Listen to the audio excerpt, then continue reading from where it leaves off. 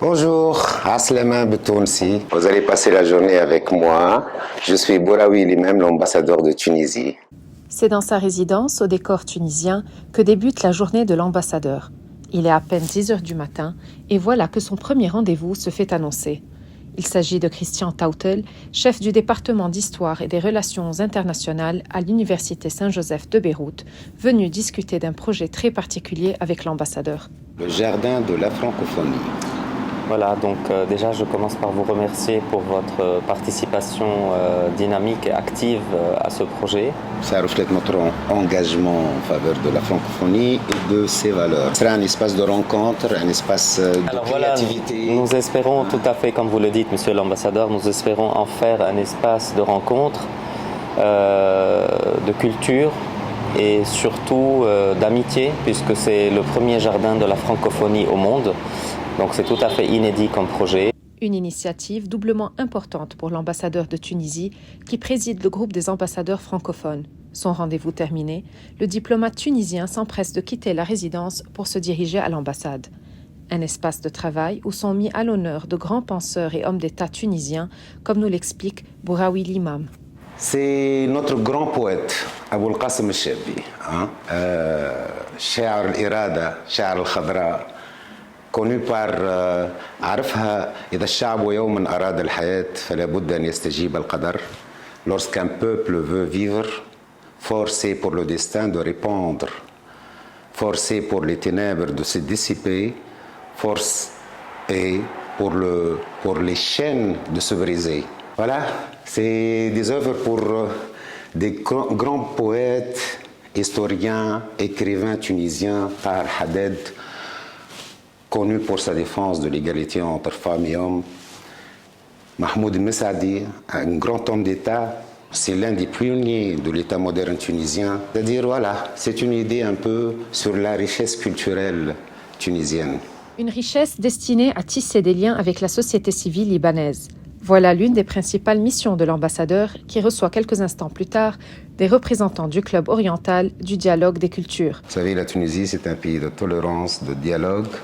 On a toujours œuvré effectivement pour le rapprochement entre les cultures et entre les civilisations. Et on a déjà fait des actions communes et on compte en faire d'autres. Troisième rendez-vous de la journée. L'ambassadeur se réunit avec ses conseillers économiques et consulaires pour un bilan de la semaine et une mise au point sur les prochaines activités de l'ambassade. L'accent est mis sur la coopération économique avec le pays des Cèdres et les activités dédiées aux Tunisiens du Liban. De retour à la résidence, et après un petit changement vestimentaire, l'ambassadeur reçoit à déjeuner Nisrin El-Ashar, président du syndicat des optométristes et des opticiens au Liban, autour d'un couscous traditionnel mijoté aux saveurs et aux épices de la Tunisie, un plat inscrit au patrimoine immatériel de l'humanité. Le déjeuner terminé, Bouraoui Limam répond à nos questions dans le jardin de la résidence, aux côtés d'une fresque représentant le village tunisien de Sidi Bou Saïd, situé près de Carthage, peinte par Fatima Sami, une artiste tunisienne basée à Saïda. Interrogé sur ses impressions du Liban, qui fait face à la pire crise politique et économique de son histoire, le diplomate semble confiant en l'avenir du pays. Ce n'est pas le seul pays qui passe par une crise aussi grave, mais c'est vrai qu'ici au Liban, on fait face à une crise aiguë, compliquée.